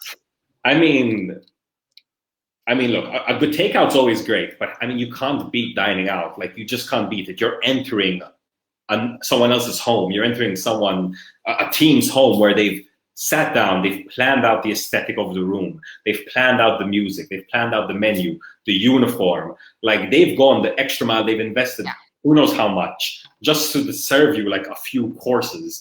So I think, honestly, it's important that Maltese people do dine out, especially locally. I'm lucky in Mosta that we have some incredible restaurants. I live around the corner from the Lord Nelson restaurant. Okay, it's a very famous restaurant, high-class place. And they offer, like, as in it's beautiful all over, but on the first floor, they have a typical Maltese home's balcony, and you can have a table there in the balcony overlooking Mosta. I think that's stunning. As well, we have Tamaria restaurant in Mosta. Like, my cousin had his wedding reception there, and I remember thinking, I was like, let's say, okay, like a bit of a downgrade as opposed to a massive hall. Honestly, it was one of the best receptions I had ever had. The food, the entertainment, they had the Maltese dancers, they had the Maltese guitarists. You're not going to get this from dining home. So I think what's important is to just be aware of the restaurants you have around you and what they can offer you. There could be some really, really affordable places where you can save a lot of money if you go there for having lunch. And there can be some really great places that if you go there for dinner, you're just not going to forget the dinner. You're going to remember it for the rest of your life. Aside from that, even things like views. Views can make a big difference. If you have a table that has a stunning view, maybe of Valletta Harbor, when there's a firework or there's a festa, you're going to remember this for the rest of your life. Exactly. As long as you have good service. If you have a grumpy server, maybe not. But when it comes to takeouts, I'd say also it's about the food. So like I said, so this Thursday I'll be going to the Petit Chef. This is an experience I can't get anywhere else. So I'm definitely going for it. I'm not going to be getting it takeaway. If I just want a pizza, if I just want like a burger, I'm probably not going to go take out. I'm probably not going to go dine out. Like, I might have before, but definitely with the pandemic, or if it's super, super hot or rainy or whatever, like, weather is one of the biggest factors whether you're dining out. A little bit of rain is enough to make a Maltese man say, we're not going to find parking, forget about it. So these things you really have to consider as well. Clients, especially nowadays, are going to be very finicky. They're going to be very picky, especially if they're going to be giving you 40, 50, 60 euros. So you definitely have to make sure from the beginning to the end, even things like parking. Parking is a big thing. Every time I try to go out with my dad, he's always saying the same thing. Parking, go. We're going to be parking. Yes. Parking. This is actually something we thought of on Bookia. And I don't know if you've had a look even going to the restaurants, but we put in, listen, this restaurant has street parking or there's an actual parking, because it's really important. So important. One of the most important things. Even me, when I write about the restaurant, I always include parking. And people tell me, why are you talking about parking? Like, why are you saying there's parking across the road? Because that's what a lot of people are thinking about, especially nowadays when you can order that same food to your door and you can be in your pajamas watching, Game of Thrones or whatever with a cheap bottle of wine and just with your friends or your family. The last thing you want is to go on a hungry stomach and drive around Tinia Point and drive around Sliema looking for one blessed parking, which you're not going to get for at least another 10, 15 minutes. I've had meals ruined. Just because by the time we found parking, everyone's just grumpy. You're all just hungry. And then you get in there and then the server doesn't smile at you. And then it takes 25 minutes. And then they get one person's meal out, but not everyone's meal out. And you're just like, I should have just stayed home and ordered. My partner hates it. My partner, I'm always late, so we're always really limited on time. And it's like, I hope you know where you're taking me, and I hope you know that there's parking. It's a huge, huge point. But I want to know, for you, is it takeout or is it dining out?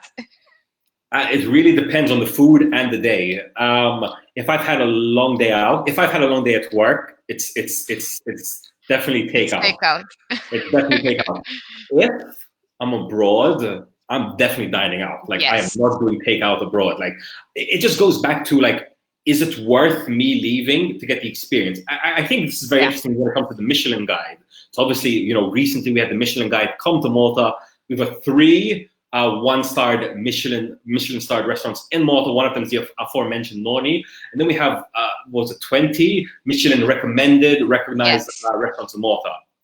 Now, what is the Michelin Guide? The Michelin Guide originally was just a road map, a road guide created by the people behind Michelin tires to tell you, listen, is it worth driving to this restaurant? So this isn't a new topic. You know, this is something that diners have been grappling with since the 60s or whatever. Is it worth me putting my trousers on and getting out of the house for it? And that's why I think it's really good to have a recommendation saying, you know what, this restaurant is worth getting out for.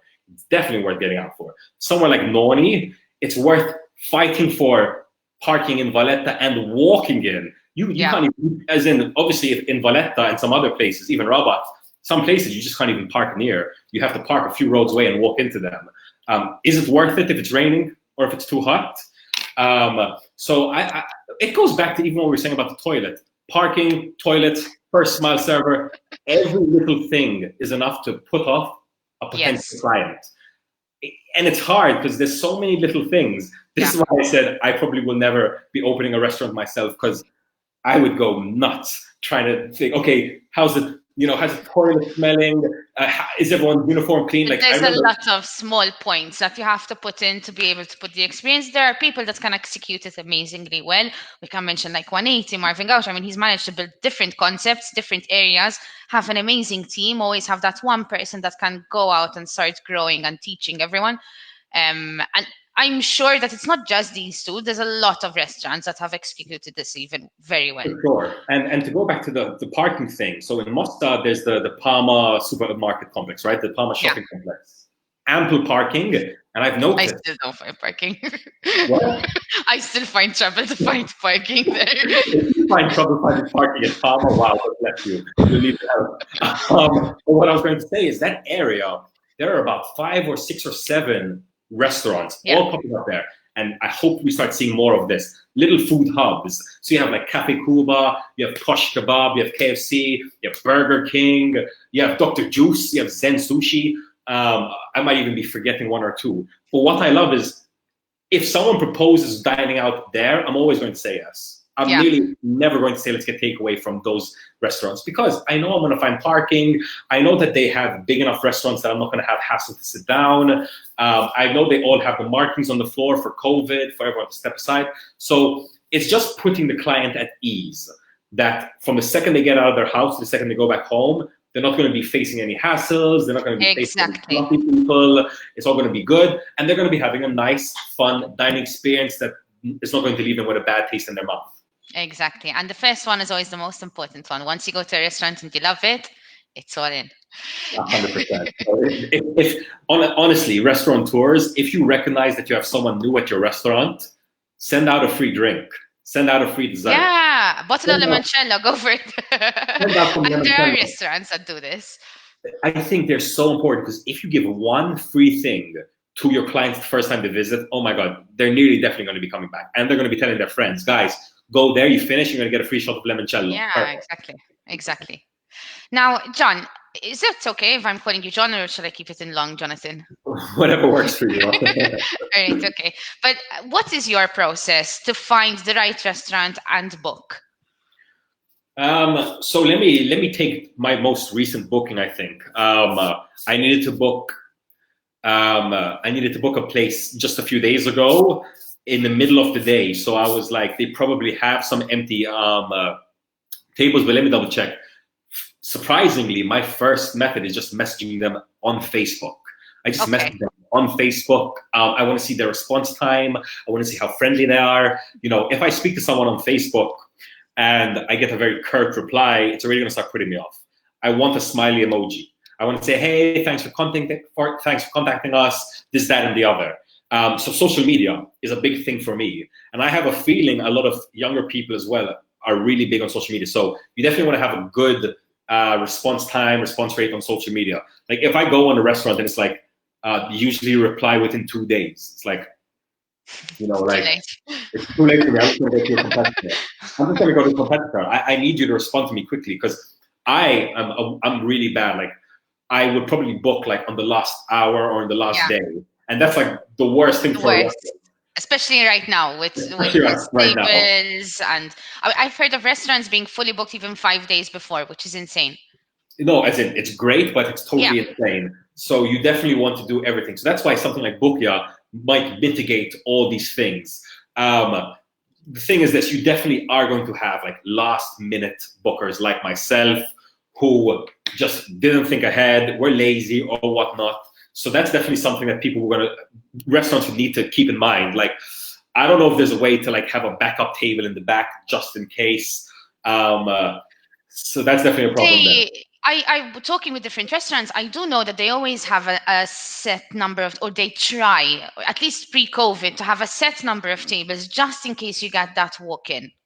But that walk-in normally happens between 7:30 to 8:30. At 8:30, everyone starts coming in. So there's an issue. I don't know if you've had time to look into Bookia and check it out indifferently, but something that we actually focused on is, one, having a quick answer for you guys, which basically, to give you an idea, 80% of the bookings coming through, they get accepted in less than a minute, which is insane. This is hats off to all the guys in the office. They've been working day and night on that to execute it, and they managed it. Specifically, Ben and John, they've been crazy on it. I can imagine. The other thing that we worked on is having a good customer service. So if the restaurant's fully booked and you're trying to book in an hour, the system's still going to let you try. But then there's someone coming in. It could be me, it could be Ben, it could be Rosie, Alex. They come in, Isma, I'm sorry, you tried 2 restaurants, they're fully booked. You're trying to book in an hour's time. Give me 4 different restaurants. Let me do it for you. Wow, I didn't even know. I wasn't aware of that function. That's really good. So you're telling me if I wanted to eat hot at a burger restaurant and this one burger restaurant I wanted to go for is booked, you can actually maybe find me another booking in another restaurant? Our current goal at the moment is to give you an excellent customer service. So if it means that we have to come in and put the booking in for you to help you out, we had an 80-year-old last week. She actually came to the site and she ended up calling us, and Ben went in and did the booking for her. I mean, that's Ben. I mean, I've always known Ben to be a super hard worker. Obviously, I've seen his work with Track It Scheme, Evently, Get Hitched. So, when I saw Bookia, I was like, all right, I can expect another high quality platform and app. What I really like about Bookia is, and we kind of touched on it a bit before, was the focus on amenities like parking and whatnot. People ignore these. People forget about these things. They're focused on like, oh, okay, it's a burger restaurant in Paola or whatever. It's like, it's so much more than that. I need to know about the amenities, even things like Wi-Fi or air condition, or are there inside tables, outside tables? These things are the things that a diner will be looking for. Oftentimes, a diner will have a very particular setting in mind. Okay, I want an outside table so I can smoke a cigarette. Yeah. I want four seats because I'm gonna have 3 friends with me, and I need parking. So they'll have particular things, and I also need Wi-Fi, for example. They have particular things in mind. The fact that you have the amenities listed is really, really important. Yeah. And something as well that I've noticed a lot of people on Facebook searching if they can actually take their pets with them. So pets is a big one. Oh my God, pets is a big one. So Malta, we love animals. We've had restaurants that like rise or fall based on if they accept pets. I know. Especially in some other areas, in particular areas. So somewhere like Sliema. If you have a Sliema restaurant and you don't take pets in, my God, you're going to have Karina up your ass in a second. Like, you definitely need to be, not only her, we have a lot of very prominent animal lovers in Malta, and they're outspoken, and they will call you out. They will call you out. That said, even before COVID, obviously, like, I come from a dog-loving family. That said, we need to keep hygiene in. I can't forget one store we had last year. Shout out Ben. I can't forget one story we had last year because it was such a quirky story and so Maltese. And I was like, this only could happen in Malta. So I think it was around Carnival. Everyone was going up to Gozo. And someone took a photo while waiting in SFC in Mjar Harbor. In the front, there was like a little dog, and I think they had set up a bowl with some chicken. And someone was like, "Oh, look how cute this restaurant is." They put some extra food outside for the dogs. They posted this on Facebook, and the restaurant got destroyed because everyone was like, "I would never eat there. How unhygienic!" Oh my God. And it's like, so even when But then it's Malta. And in Malta, everyone has something to say. So I would tell restaurateurs, if you're going to go the dog-friendly route, which is definitely a great route to go, do it in a safe, very hygienic way. It's lovely having a client come in with a little dog, and immediately someone comes out with that little bowl of water. You come out with a bowl of water as soon as they've sat down, even before getting the water for the client. That client's going to remember you forever. Like, oh my God, they treated my dog so well. So that's very, very important. That said, there's the other side of people calling you out and saying, listen, unhygienic, disgusting, I'm never going to go there. So it's definitely a balance. Yeah. But just in case there is anyone looking for pet-friendly options, it's even in the amenities over there for them. So we can try and cover anyone. Again, if you go to the site, John, and you find any feedback, things that you think we could do to go in and improve, we're taking feedback from absolutely everyone. And it's Amazing, how we've managed to come into where we are today. And we want to continue pushing it. We want to give you guys the best service there is there to get that dining experience out there. No, I think just as food courier apps have shown us how takeaway can be streamlined and modernized, I think Bookia is going to show us how booking tables can be streamlined and modernized as well. Yeah, and I don't know if you've tried to say, calling different restaurants, especially like it's a Friday night and you're trying to get a booking. It's a pain, let's be honest. Oh no, it's a hassle. It's a total pain. And what I hate is if you wait a little bit too long, everything goes out the window. So like if you wait till around 10 p.m., most restaurants are going to be telling you we're closing or we're not taking any more bookings. And like even if it's like 9:40, which for me 9:40 isn't too late. 9:40, like maybe that's a bit more Spanish, Italian style. Exactly. But for me, it's not too late. But for a lot of Maltese restaurateurs, it is. Most places by 11, kitchen's closed. Kitchen's closed by 11.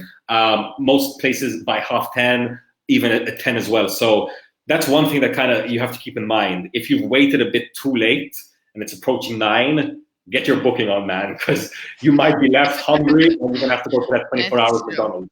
I do also think that if you're going to try and expect to get to, be eating at 11, you might as well just move to Spain maybe, because I don't think it's very popular in Malta. In Spain, I absolutely loved it. Don't get me wrong. I was the happiest person in the world with my glass of wine and my partner just eating. I loved it. But this kind of reminds me of trying to book a takeaway 15 years ago. So I remember if it was 1 a.m. and you wanted to book a takeaway, there was only one option, Estilo in Portugal. Yes. There was only one. Think about that. I don't know if there was another option, but me and my friends, we had one option. That place in Portugal, Estilo. Like I think they're still open. So shout out Estilo for having a market, getting control of a market that no one else had even looked at decades ago. But it just goes to show, like it might cost a lot to offer a service, but if you're the first one to do it and you're able to do it well, you are going to be remembered. You're going to get a reputation for it, and you're going to get the market share for sure. Yeah. Agreed, 100%. We have a comment here from Ben. He did want to point out to Mayor Alberta's comment. As a company, we strive to give the absolute best customer service to all our users and paying clients, even if it means bending over backwards sometimes. And we are in the beginning, so. No, I mean, listen, I can tell you at Lovin Malta, we're very, very similar. We're the same generation. That's kind of how you have to approach clients nowadays. Yeah. If someone's going to be giving you their hard-earned money, they're going to expect high quality service no matter what you're offering, be it online, offline, writing, whatever it is. So it's important that if your client has an issue or has a concern, you do bend over backwards, as Ben is saying, to kind of address it. If you don't, the client's going to remember it and they're going to tell all their friends. And let's be clear, Malta's not a big place, very small place. Word spreads very quickly. I think I think even Get Hitched, especially, it developed such a good reputation because it made a reputation for going out of its way, making sure, especially when it comes to weddings, oh my God, like, you know, people, when it comes to weddings, they're gonna have some serious concerns, even up to the last hour. So if you're able to make people planning a wedding happy, you can pretty much make anyone happy. So no, it's 100% about striving to really address your customers and make sure that when everything's said and done, they're left with a smile on their face saying they were professional, they took me seriously, definitely gonna recommend them to my friends. Definitely. We're trying our best step by step. It's with everyone. I mean, this has only been there for 2 months, Bookia. So, of course, everything is growing and slowly, but this is with everyone. If you put your mind to it and you go in and you actually try to deliver as much as possible with a set goal, then yes, you will grow and you will be successful and you will manage to put a good name for yourself. And I think, sorry to interrupt you, I'll continue. oh, all I was gonna say is like it takes one bad comment. Nowadays, people just go into Rubes or Rabs or I don't know all these different Facebook pages, and it's like all of a sudden you have 200 comments. Like even Melita and Go and all this. Like sometimes I do feel a bit bad for them because as soon as there's one comment, like they are servicing half of Malta. Yeah, no, it is not easy. And like we said before, you know, I've had restaurateurs reach out to me and tell me, my God, I had one bad review. I can't get out of bed. I've been depressed for a week. And this is real. These are real stories. I even had a story of a guy got a few bad reviews and like he ended up like breaking up with his partner and just like really ended up in a bad place. So yeah, no, I think if you have your best, if you really aren't trying to damage the company, a private message might be better than a public review. I understand that if you just left the restaurant and you physically like, oh my God, how bad was that? That was terrible. I look bad. I look bad in front of my friends because I recommended the place. Yeah. I'm like 40 euros down. I'm still hungry. Like I can understand having a really bad reaction, but oftentimes speaking to the management, you can just get what you want in a much better way. You probably will be offered like a complimentary meal if you just tell them quietly. That said, in Malta, there is a there's a real problem with, at least from restaurateurs, belief that clients might be lying to them to get a free meal. I will never forget. I've heard this actually. Oh my God, I will never forget. I went for a meal a few years back now. This was before I was even with Lovin Malta. So I was just totally just a normal person. I wasn't there to review or anything. Went to a restaurant in Tajbish, quite a famous restaurant that probably everyone knows. And I ordered ribs and my partner ordered pasta. The pasta came out. The ribs never came out. Waiting. This was a bit late. It was like 10 o'clock. So I was like, oh no, kitchen might be closing. And I see kitchen closed. And I see them like picking up like the glasses and cleaning them and like refilling the salts and peppers, which for me means restaurant's closing down. Yeah. And I said, hey guys, like my ribs never came out. And I'll never forget. The manager came up to me, he's like, you ate your ribs. What? And I said, oh, what now? And he said, you ate your ribs? And yeah, you sent them, you finished your ribs, like you're trying to get free ribs. And I'm like, I didn't even know. I've never had that experience. This was probably one of my worst experience ever in a Maltese restaurant. And I said, I'm like, are you aware of what you're telling a client right now, my friend? And he's like, yes, I'm confident though, because the waiter told me, the waiter saw you. And I was like, look at my teeth. They're ribless. Where are the ribs? Like you would see the ribs on me, man. They're ribs. This is a messy meal. And I started getting livid. I was hungry. I had been waiting 2 hours. My partner was like waiting for me, like touching at this pasta, hungry as well. Restaurateurs, do not ever accuse a client of eating a meal they did not eat. They will never come back, and they're going to make sure that they tell everybody what you did. Now, to be fair to this restaurant, somehow they got my email and they emailed me like 3 days later, like we checked CCTV and we're totally apologetic, but the damage had been done. They offered a free meal to me. I did not take it up. So, you know. Customer service again plays a big part. Your customer sometimes might not be right or whatever, but the customer should always be right.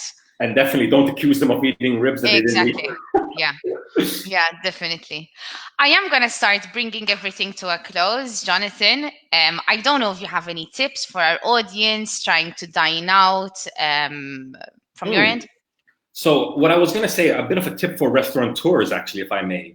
At Lovin Malta, so food is a massive topic, massive diverse topic. We don't just have Lovin Eats. We have at least 3 or 4 different shows dedicated to food. We have Basically, which I don't know if you've caught it, but it's another host, Matt Baldacchino. He's we got sponsored by Bolt and Fino in Imriel. Okay. And basically what he does is... Oh yeah, I did watch this. It's a really fun story. He's a really fun host. Basically, he'll get a dish that he ordered via Bolt, delivered, and he'll recreate it in the kitchen himself. He's vegan, so sometimes he'll try and recreate dishes in a vegan way. Last time he created KFC drumsticks by using grapefruit piths and a lot of spices, and I was like, what is even going on? So that's a whole different type of food show that's still about food, but has nothing to do with like Lovin Eats. Then we have Lovin Recommends, which is run by our really great videographer, Johan. And basically he'll go to a restaurant and focus on one dish and make a beautiful, pristine, like 5-star video, focusing on this one dish, speaking to the chef, why the chef loves this dish, why it's their signature dish, and the ingredients that go into it. So as you can see, we have a review and travel show, we've got a food in the kitchen creating show, and we even have a behind the scenes chef-based show. So diversity is really, really important. I think it's important, to have a diversity of content and have a diversity on your menu. Now, that said, if you are a specialty restaurant, like you only do calzones, all right, cool. If that's what's going to work and that's working for you, stick to it. But what I've seen going forward is diversity. Like one of the most popular chefs recently, we mentioned him, Daniel Grech. He came out and he made his name on burgers, but he also made his name on pancakes. Two things that have nothing to do with each other, but he really pushed them both. And I remember thinking like, wow, this guy's really making an impact because he's got these two diverse things and he's branding them and he's pushing them and he's daily uploading these crazy images. And it just struck me, like diversity, not just focusing on one thing, but having a few different things that can really work as a restaurateur. Now, as far as audiences, first thing you want to do is check the social medias of these places. If their social media is weak, not the best sign. It doesn't necessarily mean that it's a bad place, but it definitely shows you they probably don't have that many young people working there. I believe, like in any company, you need diversity. You need young people, you need older people. You need men and women, preferably different races as well. For me, you want to have as diverse a view as possible, so that every possible concern is brought up. Everyone's going to bring up a different concern. If you have a company without any pet lovers, you're not going to know about pet lovers' concerns. You need to keep that in mind. So so definitely go on the social medias, Instagram and Facebook. Definitely TripAdvisor. I'll never forget last year, the #1 rated restaurant in Valletta was the Submarine. It's just okay. Do you know the Submarine? It's just a sandwich place. It's a sandwich place, and they were the #1 restaurant in Valletta. It's when you go up, as soon as you go into Valletta, up to the right. It's on Merchant Street, right? And I think it's right next door to number 43. It's right next door to number 43. So it's really fun because you have that like a salad-based place, and next door to it you have like this hardcore baguette fira place run by Italians who are importing Italian salamis and cheeses. Amazing. So definitely check the place out. You wouldn't think that's the #1 place, but it was the #1 place. So you definitely want to check socials out. So I'd say that reviews are important, and maybe give them a call and just see how friendly they are to you on the phone. It's not the first time I tried to book a place. This was before Bookia launched, so don't hate me. It's not the first time I tried to book a place by phone, and they were so rude to me on the phone, or not rude. They were so nonchalant and clearly didn't care that someone was trying to book. That I was like, if they don't care that I'm trying to book, they definitely aren't going to care when I order my dinner. So these are all things just to get you into the mind frame of, is this place worth it for me going out to? Amazing.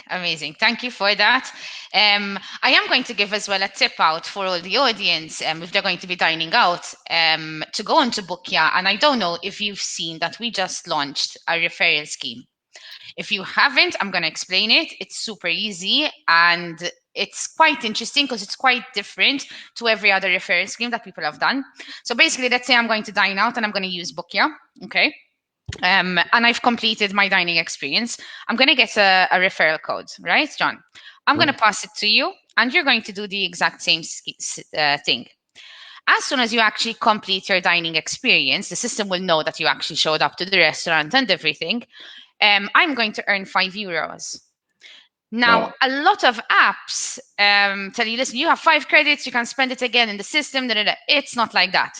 If I get 5 friends to refer, to use Bookia through my referral code, I'm going to get 25 euros in my account. That is cash. I can send my IBAN to Bookia and I get them in my pocket. I could be a student, whatever. It's cash. Wow, There. that's an incredible scheme. I think you guys should be really proud of even offering a scheme that advanced and that brilliant. So you're telling me, you can actually make money purely by Yeah, using Bookia and just referring people. exactly. That's incredible. No, I think a lot of people really should be jumping onto this app. It seems like there's a ton of benefits and not that many downsides. No. I mean, we're going as we're trying to go. We're learning as we go. That's the wording that I'm trying to look for. But I think the referral scheme is definitely there. I'd love if you want to try it out, John, and everyone that is Sure. watching the show. Please do try it out. Again, if there's anything that you need, you can contact us. We're putting now our contact number as well on the site. It's on the Facebook page and everything, so it's there. Brilliant. I'm going to put in my last question for you. I just want to know a bit about the future, what you have planned. Okay, so obviously we just recently finished season 2 of Lovin Eats. So I definitely think we're taking a bit of a break now, but we'll be looking for what we're going to be doing next season.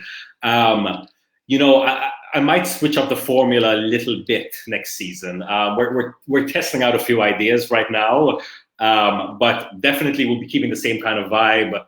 Us on the streets, checking out some of these hidden gems, some of your favorite places, and giving them honest reviews, letting people know what dishes they should be ordering from these places and whether they should even be ordering those dishes. Yeah. Beyond that, food is constantly evolving in Malta, and it just seems like we're getting more and more talented chefs creating more intricate dishes. Not only that, we're also getting dishes, cuisines from around the world. Yeah. That said, I'm still waiting for someone to offer some jerk chicken in Malta. I don't know if anyone has jerk chicken in Malta. If they have, at me, hit me up, email me, because I've been looking for that ever since I moved from London. I need that. We have Hawaiian poke. We have We have Japanese bakeries now. Japanese bakeries, curry bread. Someone give me some seasoning, a barbecue. I need some rice and beans, and I need some jerk chicken. But no, I'm going to be continuing to look at trends in Malta. One trend, I want to mention this very quickly. Over the last few years, I felt like, especially from 2017 to 2019, over-the-top food was like the best way you could sell your place. Nowadays, it's very much different. Keto, gluten-free, healthy foods, sugar-free foods are becoming much more of a big seller. When I started writing at Lovin, it was all about, oh my God, this guy got a burger, put it on a pizza, put it on a pancake, and put it on a duck. Like, it was just like, who could be the craziest, most over-the-top, putting icing sugar on whatever, truffle everywhere. Now it's more like, you can eat this and get like 4 calories. And I think that's what people are really thinking about. So I think that's also another trend that people will be looking out for. I know even restaurants are offering keto-friendly sections on their menu, which is something I didn't really expect to be seeing, even though I myself... So fast as well. So fast as well. Like, I know keto had blown up a couple of years ago, and obviously in Malta, it always takes a few years to get here, but now it seems like it's being embraced in a big way. So I think definitely healthy eating is something we're going to be looking at in the future. Amazing. Thank you very much, Jonathan. It's been a pleasure to have you on the show. I was really excited and nervous to have a show with you, but you were absolutely great as a guest. I couldn't have asked for anything better. No, thank you guys so much for the opportunity. I would love to say, like, if there's any viewers who have a restaurant that maybe Lovin Malta has never written about, or have a food tip that they'd love to send me, hit me up. Johnathan@lovinmalta.com, JOHNATHAN @lovinmalta.com. I'm always looking for food tips or news tips as well. But if you have something about a new restaurant, or maybe you're planning to open a restaurant, hit us up. I'd love to know about it. Amazing. All right. I'm going to put this to a close. Jonathan, thank you very much. And I do hope to talk to you soon.